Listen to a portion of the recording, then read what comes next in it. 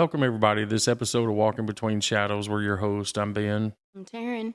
And this week we're going to leave the 13th District of Tennessee. We're going to move to the Kansas City area with a story because it's not too dissimilar than what we've been doing in the 13th District and what we've been covering there. A lot of the same types of actions, not just from the victims of crime, but from, the professionals. Yes. So with that being said, I want to start out by saying, we appreciate our audience. Don't forget to hit like and subscribe and click that notifications bell. But also it's important that you share these videos and these podcasts wherever you find them, either on YouTube or most all of the popular platforms like Google Podcasts, Apple Podcast, Spotify, etc. And so that's the important part here is that you share these videos and podcasts to get the word out and to keep these cases relevant. We've always said this before that, somebody out there knows something. And so that's what makes it important to share They know something. Yeah. So I want to frame this case up for you and, Taryn, then you can go into the details of it. That's right. Okay. So I want people to kind of get their heads wrapped around that this is a major metro area and, not long after 9/11 had happened. And I would say that the air had changed for Muslims as a result of 9/11. And you started seeing a lot of problems with harassment and stuff like that. I mean, I was in the military at the time, and some of us would even take a step back and be like, what's going on? Yeah. Yeah. What's the intention here? Right. And did it seem like police were, were you were in the military, so you were around kind of something like that, right? Well, yeah, we interacted publicly, we went out in town and stuff like that, but we mostly were on a base. So we were kind of sheltered from what was happening. Yeah. In a big way. So I can't say that was the experience that I had being in the military and being on base. And then, of course, at the time I was on special assignment where I was working in a place in Africa where you didn't have a base. You didn't have that type of issue. And in fact, the community I was living in at the time was Muslim. Okay. And the Islamic faith was about 80% of the populace there. Mm-hmm. Mm-hmm. And every day we were, awakened to the call to prayer and, these loudspeakers all over the city and then again doing the call to prayer every day. Right. And so we didn't get an air about us that we had a chip on our shoulder because of being in that type of community. Right. And it was amazing. And I say amazing, it's a very sad situation, but it was amazing how many people of that faith that worked for us mm-hmm. and we relied on daily to live, that came to us and was so apologetic, and they're so far removed from what had happened. Oh, exactly. Yes. But it's in their faith, to understand that, they need to be humbled to a situation that was caused by a few. Mm-hmm. That's sad. And one of the guys that actually worked in our house every day, this guy had access to our house, he worked side by side or shoulder to shoulder to all of us. Right. 24/7, more or less. And I buried his father 3 times at least. And that's kind of a funny story. Yeah, that's kind of a funny story. But, he would come to me or anybody else that was there, American employees, and say, oh, my father, he is so sick. Oh. He is passed away. I need money. Yeah. I have to bury him. Yeah. And over there, the exchange rate was astronomical. So like $10 could get you through a month. And so we all would donate to the cause, right? And it was always the new guy that came to town that they'd go to first. They'd warn everybody else out with him that, oh, it's my father, he is so sick. Yeah. And finally I got to the point where I was like, hey, if you need grocery money, just say so, Sure. Yeah.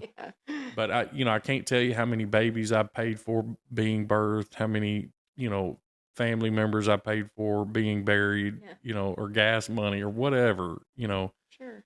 but that's okay. It was nothing. But when it came to the post 9/11 situation that I found myself in, at least the community I was in was very humble to it. Now, we had some falling out. There were incidents that happened along the way, and that's just the nature of humanity. But here in the United States, this particular case deals with that in that, you know, the victim in this case, this all started out probably as a result of that. It started out as some cop that said, there's a little Muslim kid, Mm-hmm. And that little 12, 13-year-old Muslim kid had something to do with that in New York. Mm-hmm. And that's the mindset that they got treated with. And that sickens me. Yes. And it always did. So imagine yourself in the sweltering heat of midsummer in an urban area like Kansas City. And you and a friend are just happy go lucky. Yeah, you're of the age where you start doing things. You start scheming with stuff, and You do kid things. I mean, yeah, you might do something that may take a little too far, but it's pretty normal. yeah, and what I mean is like, smoking cigarettes, Sure. drinking beer. Oh yeah, I couldn't tell you how many Marlboros I smoked up when I was a kid. Well, I had to smoke Virginia Slim, so yuck. Just- But anyway, I mean, God. here you are with your friend. You're 12, 13 years old. You've got a little weed or something like that. But you're just minding your business. You're being kids. Mhm. And all of a sudden, this figure of authority comes at you from the very worst and wrong perspective they can. Oh yeah. You know, and that's where I get sideways with the way police treat people sometimes. Mhm. Now, I support the police. Don't get me wrong. Sure. They're a very necessary part of society, just Yes. like anything else that we have to have: firemen, police, whatever, paramedics. But I find that more often than not, in cases like this, a cop has really stepped outside the boundaries of their authority. Yeah, I think so too. And so, with that being said, that's the situation we're in here. Yes. So, tell us about Noelle. So Noelle Ishkuntana grew up in Kansas City, and she was the youngest of 7 kids. So big family. We talked about her being Middle Eastern. Her father's Middle Eastern. Mother is actually from Ireland. So I mean, but they were all raised in this strict Muslim faith. Um, I guess it was around 12 or 13 years old. We go to the story you started this out with. She is walking down the road with a friend of hers, and a police officer comes up on her. They find a little bit of weed on her and her on Noelle and her friend, and he says, "If you do this for me, I will not tell your mother." Mm-hmm. And it started a chain of events that just, I can say, ended Noelle's life. Yeah. I can easily say that Yeah. because they asked her to become a confidential informant. At 12 years old, 13, they asked her to be a CI Right. and knew full well what they were about to put her through. Oh, yeah. Oh, of course they know. Mm-hmm. Of course they knew. Mm-hmm. So she becomes a pretty strong drug user Mm-hmm. in her teens. All throughout her teens, early 20s, she's got a lot of issues going on, and you can imagine being a CI for the police, Mm-hmm. and probably more than anything, dealing with drugs.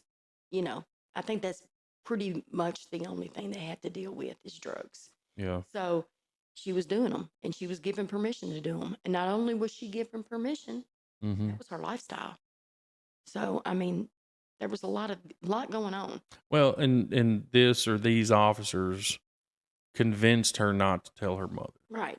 And anybody that tells a child not to tell their parents, they're up to no good. Yeah, and that'll lead to another point you make later on about another law, right? Right. Okay. So she's going through her teens, early teens even, Mhm. and into her early 20s, and she's got a major addiction, and she's working for the police, and she's got a baby in 2014. And there's a lot of turmoil after her daughter's born. So she has a little girl, and she names her after her mother. So her daughter's name is Bridget, and Noelle's mother's name is Bridget. Mhm. They call the baby Biddy. And Noelle knew that she was not equipped to take care of a child, the Mhm. life she was living. She did stay clean while she was pregnant, but after she had her daughter, it got worse. It got worse. Yeah. In and out of, here's what I have to say about informants. It usually seems like they get in trouble doing something. Mhm. They'll go into jail and spend a little while in there and usually get released ROR Mhm. and back right out to it. Yeah. Um, Not a whole lot of charges. It doesn't seem like it goes through the judge or anything like that. It's just like Right. open the door, let them out the back. Yeah, let them out the back Let them door. out the back door. Uh-huh. And that's how it was for Noelle. And her drug of choice was meth. So you can imagine the outbursts that she had put upon her family during these times. And it Mhm. caused a lot of turmoil between Bridget and Noelle. Mhm. Now, Bridget did have custody, and Noelle did give custody of her daughter to Bridget. So she was raising this daughter, but there was even a point where Bridget had to file a restraining order against Noelle because of her outbursts and her behaviors. And Bridget knew she had to protect the baby. She had to protect this innocent child, Yeah. but still very much loved her daughter.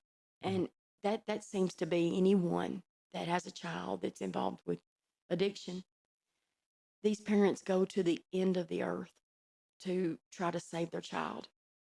And it's tough, Mhm. especially if you think about her being a CI and be given these drugs and given permission Yeah, to and do working deals and yeah, putting yeah, herself in harm's way with other parties and right. just nasty And folks. I mean, like, she started off bad anyway, because I mean, we talked about her being Middle Eastern and Muslim and how people were treating her, but she also struggled with mental health issues even very young. She Yeah. was in um, special ed courses as a child, and she used to tell people that she rode the short bus, but it never did hold her back.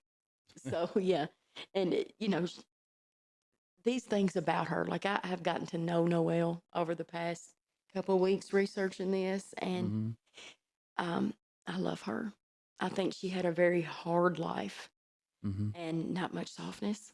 Yeah. But her mother explained her as, well, I asked her mom, I said, what's her favorite color? What's Noelle's favorite color? And she said, it's red. And that fit what I thought Noelle was like. Like she entered the room and the temperature changed, and she just was charismatic and happy when she was not Mhm. completely twisted on drugs. Yeah. So Bridget and and Noelle's siblings, they fought through all this addiction to try to pull her Noelle out. Yeah. Where are you in there? Yeah. She ends up getting with a man um, the last several years of her life, Mhm. and it was a very abusive relationship. Mhm. He put her in the hospital at one time, tried to pull her ears off and her tongue out of her mouth. Um, Verbally abusive, mentally abusive. Mhm. Both of them using drugs. Was he Muslim? No, no, I don't believe he was Muslim. Mhm. And she had pretty much, as with addiction goes, you get away from those things that are your foundation. And so she wasn't practicing her faith, and she was too wrapped up in the life of drugs and being a confidential informant and being abused and just surviving. Mhm. I think her life was completely survival. Yeah. Um, but in like around March of 20, well, let me take that back. even after the restraining order and things, and Bridget fighting all these years, in 2017 on Christmas Eve, Bridget and Noelle did mend their relationship. And Bridget's very thankful for that because you need that. You need that to carry on. Mm-hmm. So in March, around March of 2018, Noelle gets arrested for a driving violation. And I believe it was like violation of probation too. So Mm-hmm. she had been on probation for something and she got caught on a Yeah. driving violation and they put her in jail. I don't know how much time she got, but I know she did about 54 days in jail. And during the time in jail, she would call her mother regularly and tell her, I'm not in a normal cell. That's one thing Noelle told her mother. I'm not in my normal cell. So, I mean, there goes, they just must have put her, in a, He just socked her away somewhere. they either that or they just put her in their general population instead of Oh, putting I her see what you're alone. saying. Right. Yeah. So she was probably in their general population. So most of the time, CIs are they are socked away. They're They're put in their somewhere private else. cell. Yeah. Like a private cell. But in this case, she was thrown into GP because I don't who know. knows? I Yeah. don't know if this is the burning out of an Yep. informant. Yep. But she's using somebody else's account when she calls Bridget. So Mm-hmm. that makes me think she maybe had been in general population. And Bridget couldn't understand why she was doing that, but she was. But she was also telling her mother that she was wanting to get back into her religion, Right. change her life, Mm-hmm. get off all this mess. She was tired. Mm-hmm. And she told she told Bridget, I have a debt I have to pay first. Before I can do anything else, I have to pay this debt. And Bridget told her, you've already paid your debts. I mean, it's no. Mm-hmm. You've paid with your body, your mind, your daughter. You don't have anything. Yeah. Just come home. Yeah. So she's released in June, the very beginning of June. And nobody knows. She's released from jail and nobody knew she was being released and she was released early. And most of the time, Noelle was living with her sister, Mm-hmm. but she would go, from the streets to her boyfriends to her sisters. Yeah. She was still interacting with that guy. Yes, absolutely. Okay. And he was living like on this property that had the main house on it, and there was people that owned that house, and there was like a shed in the backyard, Mm-hmm. and that's where Noelle's boyfriend stayed, was in this shed. Yeah. Noelle gets out, and she's out of jail, and 24 hours later, she is found hanging in a tree in Mm-hmm. the back of this yard, Mm-hmm. beside this shed of her boyfriend's. He wasn't the one that found her. There were some witnesses that were at an abandoned school behind this property that saw her, Yeah. and police did come and they cut her down. So she was there. I believe her feet were barely touching the ground. Mm-hmm. And they ruled this pretty quickly an unsuspicious suicide. Mm-hmm. Um, Now, I don't know with unsuspicious suicides if they send them to autopsy, but I believe, don't you? I don't know. It varies what the rules are. I think if they're under a certain age, it doesn't matter what the circumstances are that they're Mhm. deceased, that has to be investigated. Right. So they send her off for this, but they never did call her family. They never called Noelle's family. So they never reached out at least to her mother No. or her sister who she'd been talking to in jail. No. And they knew who they were. Oh yeah, they know. Yeah.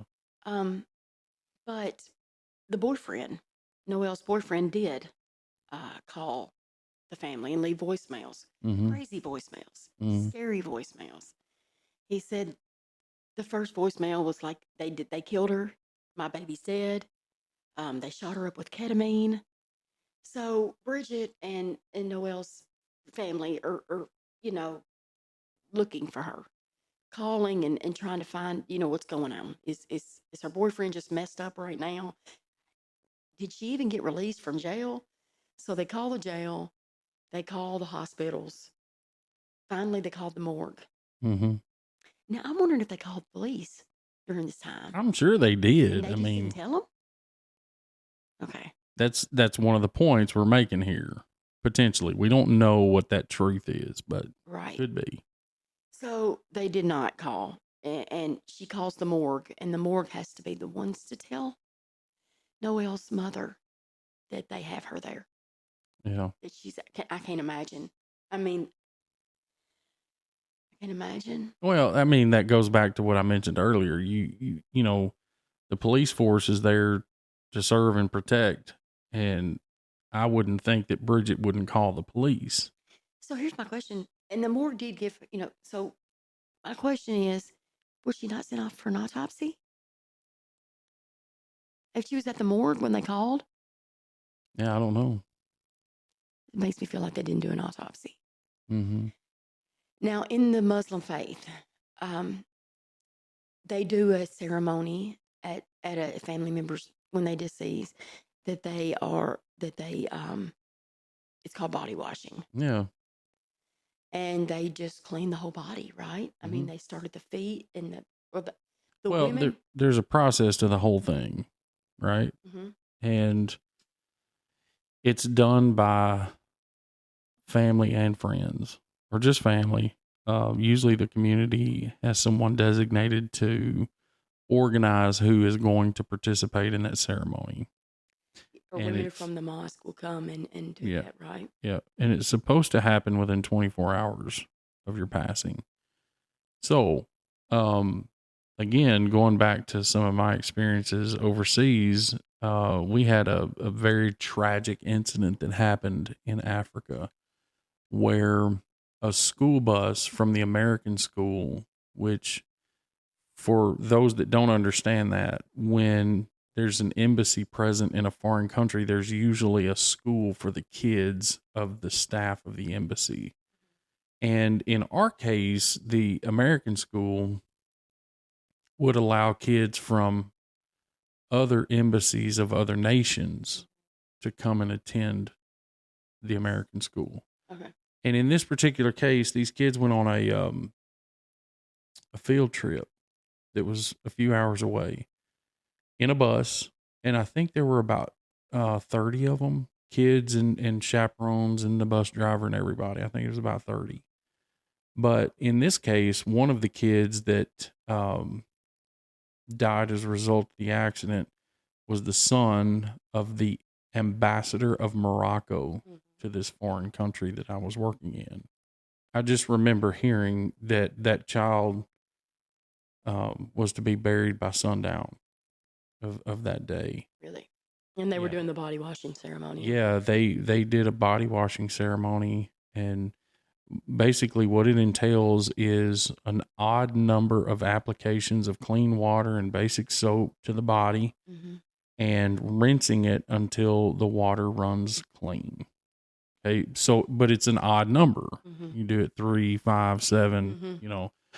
and once that happens, the body's dried off and then wrapped in shrouds. Their arms are crossed. I think it's left over right, as if in prayer. Okay. And women, their hair is usually braided and arranged under their head. Mm. And again, these shrouds are tied together with other strips of cloth, and they're buried directly in the ground. To never be touched again, right? Right, Okay. right. And they're buried directly in the ground. So yeah, it makes me wonder what time frame they had to do an autopsy, but Mm-hmm. Mm-hmm. during the body washing. So Bridget was a part of this along with Noelle's sibling sisters, Mm-hmm. and they noticed that she had still had leaves and dirt and blood all in her on the back of her head. Mm-hmm. Now, if she hung herself, why would there be blood on the back of her head? Unless she maybe hit the tree, I don't know. Mm-hmm. And this is me speculating, and I don't mean to get graphic with it. She also had a tube in her mouth still from where they had taken her from the scene to the hospital, and I Mm-hmm. guess from there to the morgue Yeah, or and this the tube was autopsy. where they intubated her, Right, trying to right. rescue breathing. But that was still left from the hospital and or the scene, even if they tried it at the scene. Mm-hmm. But yeah, and um, what else was there? Oh, so her feet were not swollen. Mm-hmm. That's another thing that really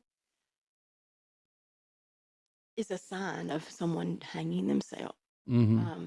Their feet and their ankles usually swell. And Bridget told me that when she was washing her daughter's feet, that her ankles were actually smaller than they've ever been. She said, we used to call her, what is it, the big ankles? Cankle. They would make fun of her and her sister, And she had they, cankles. they would say that. But she said her ankles actually looked better than ever. Like there was no swelling, there was no ligature marks. So they did this ceremony in Bridget. I can't imagine how tough that would be. I Well, mean, it's a very beautiful thing. and that's what she It said, it is a ceremony of the ultimate respect. right? You give them that dignity in Mm-hmm. their death, Mm-hmm. something that she was not given in Right. life Right. and not given in justice because, you know, they didn't call, and it doesn't seem like there was much of an investigation. When Bridget did finally talk to the police and ask them for the autopsy report or asked them for the crime scene photos, they said, well, we didn't have any crime scene photos. Whatever. Our camera wasn't working. We Yeah, didn't there have any wasn't but working one cameras. cop there, and one car. All these supplies were not available. Whatever. Right. I'm not buying it. I'm not buying it either. So, I mean, that's another thing that still, Mm-hmm. there's no answers on that. And here it is 6 years later now, Mm-hmm. and there's no answers. She did say during the body washing they did notice a hole in her chest. And I don't know if that would be from them trying to revive Oh, I her. don't know. I don't, which made her think back to what Noel's boyfriend said. They shot her up with ketamine. Mm-hmm. I don't know where they would do that. Now, how would he know that? I'm getting, and I'm going to say it, I'm kind of getting the picture that he's not really mentally there, Mm-hmm. really at all. Mm-hmm. And he says a lot of crazy things. Mm-hmm. So, but through this, That's what it feels like anyway. I know that Noel's mom, Bridget, is trying to get these answers. And there's some things that she has stated that she may not ever get justice for this. I believe an investigative journalist that covered this case several years back tried to get answers out of the police, and um, what they told her was that this case will be open for a very, very, very long time. Mm-hmm. Why? Why? If it's ruled unsuspicious, then why are y'all keeping it open? Yeah. And a lot of speculation there. And it makes me wonder if it's not. I So don't it know. goes back to Bridget's ultimate goal here. That law I mentioned earlier. Yes. So it's called Rachel's Law, and Mm-hmm. it mimics the law in Tallahassee, Florida, that happened to a girl by the name of Rachel Hoffman, and she got caught up in some things that she Very should. similar to this. Very similar. Yeah. 23 years old, a college graduate, getting ready to go to culinary school. She gets caught with a little bit of weed and Valiums. They Mm-hmm. put her on a $13,000 buy with Mm-hmm. these two men, Mm-hmm. and there were some technical difficulties on the way with the wiring and stuff. Mm-hmm. And the dealer ended up changing his location, Mm-hmm. and she went to that location and was not able to report it to the police because of the wiring and all this. Mm-hmm. And she was killed. So, but there's some things about this law that I think are pretty important to point out and would do a world of good for everyone to follow in every state when it Mm-hmm. comes to confidential informants. Yeah. So, Rachel's Law requires police informants to be informed that their work as an informant cannot guarantee a reduction in any pending criminal charges, immunity, a reduced sentence, or placement on probation. It ensures confidential informants are granted the right to consult with an attorney upon request before agreeing to work as an undercover confidential informant. However, it does not create a right to publicly funded legal counsel. Mm-hmm. So you can't go get a public defender if you do this, right? That's what it's saying. So it sounds like. Okay. Mm-hmm. Requires that all personnel who are involved in the use or recruitment of confidential informants are trained in the law enforcement agency's policies and procedures, and the agency must keep a record of such training. Yeah. It requires law enforcement agencies to develop policies for recruitment, control, and use of confidential informants, which must include restrictions on off-duty association and require supervisory approval before a juvenile can be recruited as a confidential informant. And what this is saying is that they hate to be off duty and hooking up with these Right. informants or Right. doing any business with these informants, Yeah. which is really unprofessional. But So essentially, this law is created to protect people from being made into confidential informants that are, one, under a certain age. well, the next one, that's what breaks it down. It requires law enforcement to consider a person's age, their Mm-hmm. maturity, substance abuse history, risk of physical harm, emotional stability, criminal history, record, and whether their role is vital to the success of an investigation. Mm-hmm. So, I still think it should go on to say that if they're under a certain age, their parents have to be involved. and it does. Oh, okay. So that is something else too. You have to have approval to do that. And I don't know what Approval from who? I believe a parent. Let me look at this. No, that's going to be approval from supervisors or Right, the it does not. court. So that this is, but it doesn't protect them enough, does it? That's what I'm Why would saying. you use a child? Yeah, that's what I'm saying.